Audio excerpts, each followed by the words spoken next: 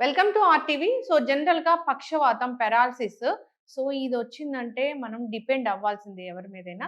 అసలు ఈ పక్షవాతం అనేది ఏంటి? ఎందుకొస్తుంది? రాకుండా జాగ్రత్తలేం తీసుకోవాలి?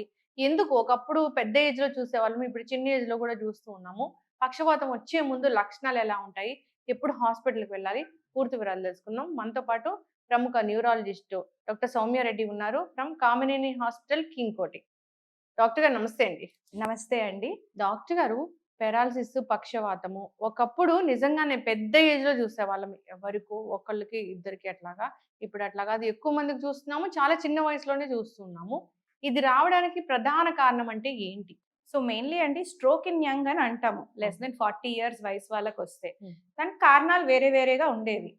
ఈ మధ్య కాలంలో లైఫ్ స్టైల్ చేంజెస్ వల్ల అంటే యంగ్ ఏజ్‌లోనే షుగర్ రావడం కానీ, బీపీ రావడం కానీ అది చెక్ చేసుకోం. మనం హ్మ్. ఇంకా యంగ్ ఉన్నాం చెక్ చేసుకోవక్కర్లేదు అనుకుంటాం. మళ్ళీ cholesterol, outside junk food eating, హ్మ్. ఓవర్ వెయిట్, ఒబేసిటీ ఉండడం వల్ల, స్మోకింగ్, ఆల్కహాల్ ఇవన్నీ ఫ్యాక్టర్స్ పెరగడం వల్ల రిస్క్ హ్మ్. ఫ్యాక్టర్స్ ఇవి స్ట్రోక్‌కి. ఓకే. ఇన్సిడెన్స్ కూడా పెరుగుతుంది. యాహ్! మ్యామ్. అయితే ఇది పక్షవాతం అంటే ఆల్ ఆఫ్ సడెన్‌గా ఒకటేసారి వస్తదా? లేదంటే ప్రీ సింప్టమ్స్ ఏమైనా కనిపిస్తాయా? కొంతమందికి లైట్ అంటే స్మాల్ అటాక్స్ లాగా కూడా దీన్ని హ్మ్. టీఐఏస్ అంటాం. హ్మ్. వచ్చి అదే పక్షవాతం లానే వచ్చి స్ట్రోక్ సింప్టమ్స్ వచ్చి మళ్ళీ తగ్గిపోతాయి. హ్మ్. ఇది సూచన అన్నమాట. మళ్ళీ వచ్చే ఛాన్స్ ఎక్కువుంది అని. హ్మ్. డాక్టర్ దగ్గరికి వెళ్లి కన్సల్ట్ అవ్వాలి ఆ! ఇలాంటి సింప్టమ్స్‌కి. అంటే పక్షవాతం అంటే రావడమే ఏదో చెయ్యి, కాలు పడిపోవడం అట్లా ఉంటుందా? లేదంటే హెడ్‌ఏకు ఇంకేదైనా లక్షణాలు కనిపిస్తే వెంటనే వెళ్ళాల్సుంటుందా?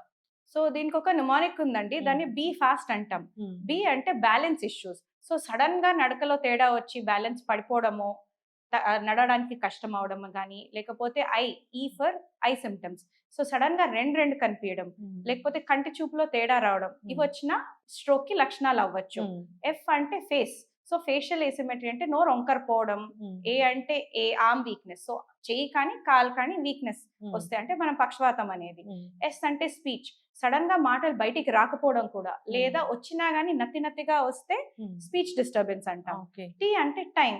ఎమర్జెన్సీ సర్వీసెస్‌కెళ్ళే టైమ్ వచ్చింది. హ్మ్. కంపల్సరీ దగ్గరలో ఉన్న హాస్పిటల్‌కెళ్ళాలి. ఎక్కడైతే సీటీ, ఎంఆర్ఐ వసతులున్నాయో, హ్మ్. మళ్ళీ fully qualified neurologist, neuro physician equipped హాస్పిటల్‌కెళ్తే వాళ్ళు మిమ్మల్ని ట్రీట్మెంట్ హ్మ్. చేస్తారు. ఓకే. అంటే ఈ ఈ అవర్స్ అంటే ఒక 2 అవర్స్, 3 అవర్స్ లోపు, 1 అవర్ లోపు ఇట్లా ఏమైనా గోల్డెన్ పీరియడ్ ఉంటుందా? దీన్ని విండో పీరియడ్ అంటామండి. హ్మ్. ఫస్ట్ 4 ½ అవర్స్ వరకు హ్మ్. థ్రాంబోలిసిస్ ఇంజెక్షన్ అనేది ఉంది. హ్మ్. రక్తనాళాల్లో అయ్యే క్లాట్ ఏదైతే అయ్యుంటుందో, హ్మ్. దాన్ని బ్రేక్ చేయడానికి ఇస్తే, హ్మ్. సడెన్‌గా బ్రేక్ అవ్వడం వల్ల ఏదైతే నరాలు కొంచెం ఎప్పుడైతే థ్రెటెన్డ్ ఉన్నాయో, అంటే హ్మ్. వీక్ అయ్యే ఛాన్స్ ఉందో, వాటిని కూడా కాపాడగలుగుతాం. ఓకే. దీనివల్ల రికవరీ టైమ్స్ ఫాస్టర్ ఉంటుంది. అంత హ్మ్. పారాలిసిస్ కూడా ఎక్కువ అవ్వకుండా మనం ఆపగలుగుతాం. ఓకే. మ్యామ్ స్ట్రోక్ వచ్చింది. అంటే పారాలిసిస్ వచ్చింది. కాలు, చెయ్యి పడిపోయింది అంటే ట్రీట్మెంట్ చేస్తే మళ్ళీ వాళ్ళు నార్మల్‌గా అవుతారా? సో, ఇది బేసికలీ ఎంత పెద్ద స్ట్రోక్ వచ్చిందనేది కూడా మ్యాటర్ హ్మ్. ఉంటుంది. చిన్న స్ట్రోక్స్ వస్తే తొందరగా రికవర్ అయ్యే ఛాన్సెస్ ఎక్కువ. హ్మ్. పెద్దవొస్తే కొంచెం మోర్ డిఫికల్ట్ బట్ హ్మ్. ఇంపాసిబుల్ కాదు.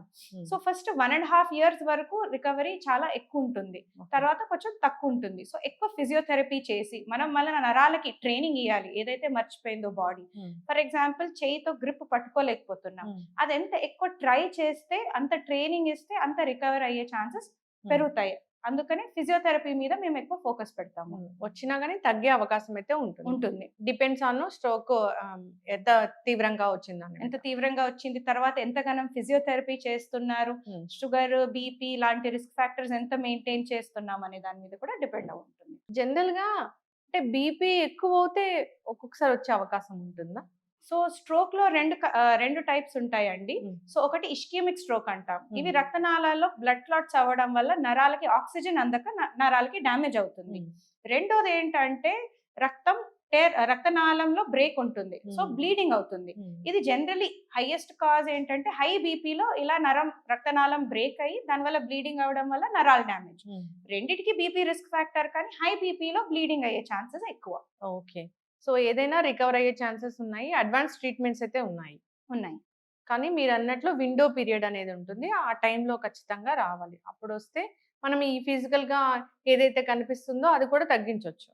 తగ్గించే ఛాన్సెస్ చాలా పెరుగుతాయి. హ్మ్. మళ్ళీ ఫస్ట్ 24 అవర్స్‌లో ఎవరికైతే కొంతమందికి పెద్ద క్లాట్ ఎళ్లి కూర్చుంటుంది రక్తనాళంలో. హ్మ్. దాన్ని తీయొచ్చు సర్జికల్ ఇంటర్వెన్షన్ ద్వారా. హ్మ్. తీస్తే మెకానికల్ థ్రాంబెక్టమీ అంటాము. హ్మ్. దీన్ని తీసాక కూడా అవుట్‌కమ్స్ బెటర్ ఉంటాయి compared to just regular medical treatment. Okay. ఇప్పుడు బీపీ, షుగర్ ఉన్న వాళ్ళు ఖచ్చితంగా జాగ్రత్తలు తీసుకోవాలి. మీరు ఈ స్ట్రోక్ బారిన పడకుండా అంటే ఏముంటాయి మ్యామ్? సో జనరలీ సింపుల్ అండి. షుగర్ రెగ్యులర్ లెవెల్‌లో మెయింటైన్ చేయడం, డైలీ ఎక్సర్‌సైజ్, వెయిట్ మెయింటెనెన్స్ చేయడం. ఎక్సర్‌సైజ్‌లో కూడా జనాలు జనరలీ ఒక 10 నిమిషాలు వాకింగ్ చేసాం సరిపోతుందంటారు. ఇది సరిపోదు. Minimum daily half an hour to 45 minutes exercise చేయాలి. కొంచెం హార్ట్ రేట్ పెరగాలి. వెయిట్ మెయింటెనెన్స్ ఉండాలి. Diet so oily food avoidance ఉండాలి. సో కొలెస్ట్రాల్‌ని కూడా చెక్ చేసుకుంటూ ఉండాలి రెగ్యులర్‌గా. హ్మ్. ఇవన్నీ కంట్రోల్‌లో పెడితే బీపీ కంట్రోల్‌లో పెడితే వచ్చే ఛాన్సెస్ తక్కువైతాయి. హ్మ్. ఎంత బీపీ పెరిగితే స్ట్రోక్ వచ్చే అవకాశం చాలా ఎక్కువ ఉంటుంది. అంటే 160, 200 ఇట్లా చెప్తారు కదా మ్యామ్? సో జనరలీ ఇలా ఇంత బీపీకే పెరుగుతుంది, ఇలా ఎంత బీపీ పెరిగినాకనే స్ట్రోక్ వస్తుందనేది గ్యారంటీ లేదండి. Okay. But more than systolic BP అంటే పైనొచ్చే బీపీ 180 ఉందనుకోండి, దాన్ని హ్మ్. హైపర్‌టెన్సివ్ అర్జెన్సీ అంటాం. హ్మ్. సో దాంతో సింప్టమ్స్ వస్తే హైపర్‌టెన్సివ్ ఎమర్జెన్సీ అంటే ఇంకేదన్నా ఆర్గన్ సింప్టమ్స్ వస్తాయి ఇంక్లూడింగ్ హార్ట్ అయినా, బ్రెయిన్ అయినా కానీ. సో 180 కన్నా ఎక్కువ పై బీపీ ఉంది, సిస్టోలిక్ బీపీ ఉందంటే అది ఎమర్జెన్సీ అన్నట్టే. హ్మ్. సో అర్జెంట్‌గా ఎళ్లి మనం డాక్టర్‌కి ట్రీట్మెంట్ కోసం వెళ్ళాలి. ఓకే. యెస్. చాలా చక్కగా చెప్పారు మ్యామ్. ఎవరికైనా స్ట్రోక్ రాగూడదు, చాలా హెల్తీగా ఉండాలి, జాగ్రత్తలు తీసుకోవాలి అంటే ఏం చెప్తారు మ్యామ్? సో సేమ్ థింగ్ అండి. బీపీ, షుగర్ ఉన్న వాళ్ళు లేదా లేని వాళ్ళు కూడా రెగ్యులర్‌గా చెకప్ చేసుకోవాలి. BP is the highest risk factor అని తెలుసుకున్నారు. సో బీపీ కంపల్సరీగా మెయింటైన్ చేయాలి డాక్టర్ చెప్పిన లెవెల్‌ని. టాబ్లెట్స్ ఊకుకనే మిస్ చేయొద్దు. రెగ్యులర్ టైమ్‌కి టాబ్లెట్స్ ఏసుకోవాలి. దీంతో పాటు డైలీ కార్డియోవాస్క్యులర్ ఎక్సర్‌సైజ్ కూడా కావాలి. హ్మ్. వెయిట్ రెగ్యులర్‌గా మెయింటైన్ చేయాలి. ఏవన్నా బ్యాడ్ హ్యాబిట్స్ హ్మ్. సచ్ యాస్ ఆల్కహాల్, స్మోకింగ్, తంబాకు తినడం ఇలాంటివన్నీ వదిలేసి regular healthy life style maintain చేయడమే ఇంపార్టెంట్ అంటారు. యెస్. చాలా చక్కగా చెప్పారు మ్యామ్. అందరూ కూడా ఫాలో అవ్వాలని కోరుకుందాం. ఈ పారాలిసిస్, పక్షవాతం ఎప్పుడొస్తుందో తెలీదు. కానీ లక్షణాలైతే కొన్ని కొన్ని తెలుస్తాయి. జాగ్రత్తలు తీసుకోండి. ఈ లక్షణాలు కనిపిస్తే వెంటనే డాక్టర్‌ని సంప్రదించాలి మీరు చెప్పినట్లుగా. అంతే కాకుండా హై బ్లడ్ ప్రెషర్ ఇబ్బంది పడుతున్న వాళ్ళు ఎప్పటికప్పుడు జాగ్రత్తలు తీసుకుంటూనే ఉండాలి. చాలా మంది కూడా డాక్టర్ గారు ఒకసారి బీపీ టాబ్లెట్ రాస్తే అవే సంవత్సరాల తరబడి వాడుతూ ఉంటారు. సో, దానివల్ల అసలు మన బీపీ లెవెల్స్ ఎలా పెరుగుతున్నాయి ఏంటో కూడా మనకి మానిటర్ చేసుకునే అవకాశం ఉండదు కాబట్టి ఎప్పుడు ఫాలో అప్స్‌కి వెళ్ళాలని కోరుకుందాం. అంటే జనరల్‌గా చేసే తప్పులు ఏముంటాయి మ్యామ్ వాళ్ళు? అంటే జనరల్‌గా బీపీ, షుగర్ వచ్చింది అని ఆ! తెలుసుకున్నాక ఆ! జనాలలో యాక్సెప్టెన్స్ ఉండదు. అంటే ఆ! నాకెందుకొస్తుంది? మా ఇంట్లో ఎవరికీ లేదు. లేదా అబ్బా! ఇది జీవితాంతం ఏసుకోవాల్సిన మందులు. హ్మ్. మనం ఎక్సర్‌సైజ్ చేసైనా, డైట్ చేసైనా కంట్రోల్ చేసుకుందాం. ఇలాంటి ఆలోచనలొస్తాయి. హ్మ్.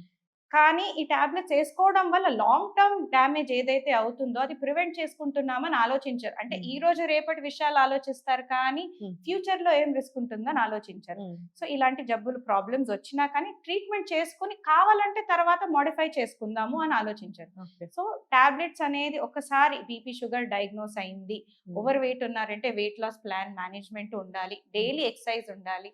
ఈ మధ్య సెడెంటరీ లైఫ్ స్టైల్ ఎక్కువుంది. సో, అప్పుడప్పుడు ఎవ్రీ 2 అవర్స్ కొంచెం ఒక 5 మినిట్స్ అయినా నడవడానికి ట్రై చేయండి. ఇలాంటివన్నీ జాగ్రత్తలు తీసుకుంటే మళ్ళీ స్ట్రోక్ వచ్చే ఛాన్సెస్ తగ్గుతాయి. యెస్. ఒక్కసారి స్ట్రోక్ వచ్చాక మళ్ళీ మళ్ళీ వచ్చే అవకాశం ఉంటుందా? యెస్ అండి. సో, మనం ఇచ్చే బ్లడ్ థిన్నర్ టాబ్లెట్స్ ఏవైతే ఉంటాయో అవి 100% ఎఫెక్టివ్ కాదు. హ్మ్. సో, మనం ఎన్ని జాగ్రత్తలు పడినా there are some genetic risk factors, some unknown factors also. Hmm. So, వీళ్ళని రికరెంట్ స్ట్రోక్ అని అంటాం. హ్మ్. వాళ్ళకి మళ్ళీ టెస్ట్ చేస్తాం. అంటే ఈ మందులు వీళ్ళ మీద పనిచేస్తున్నాయా లేదా? లేదా ఆల్టర్‌నేటివ్ మందు వాడాలా? హ్మ్. ఇంకేమన్నా ఎక్స్‌ట్రా రిస్క్ ఫ్యాక్టర్స్ ఉన్నాయి. ఎందుకు హ్మ్. వీళ్ళకొస్తుందని టెస్ట్ చేసి వి విల్ డిసైడ్ ఎలా ప్రొసీడ్ అవ్వాలని ట్రీట్మెంట్ కోసం. యెస్. స్ట్రెస్ చాలా అందరికి స్ట్రెస్ అనేది ఎక్కువగా ఉంటుంది. డాక్టర్స్‌కి గూడా స్ట్రెస్ ఉంటుంది. వాళ్ళకి మాకన్నా ఇంకెక్కువ ఉంటుంది. ఎవరైనా కానీ జాగ్రత్తలు తీసుకోవాలని కోరుకుందాం. చాలా చక్కటి ఇన్ఫర్మేషన్ మ్యామ్. అందరూ ఫాలో అవ్వాలి. ఇంకా ఏదైనా ఈ బీపీ గురించి గాని, స్ట్రోక్ గురించి గాని, పక్షవాతం ఇంకా ఏమైనా తెలుసుకోవాలి, అడ్వాన్స్ ట్రీట్మెంట్స్ ఏంటి, డౌట్స్ ఉన్నాయి అంటే ఒకసారి కాంటాక్ట్ చేయాలని కోరుకుందాం. చాలా చక్కటి ఇన్ఫర్మేషన్. ధన్యవాదాలు.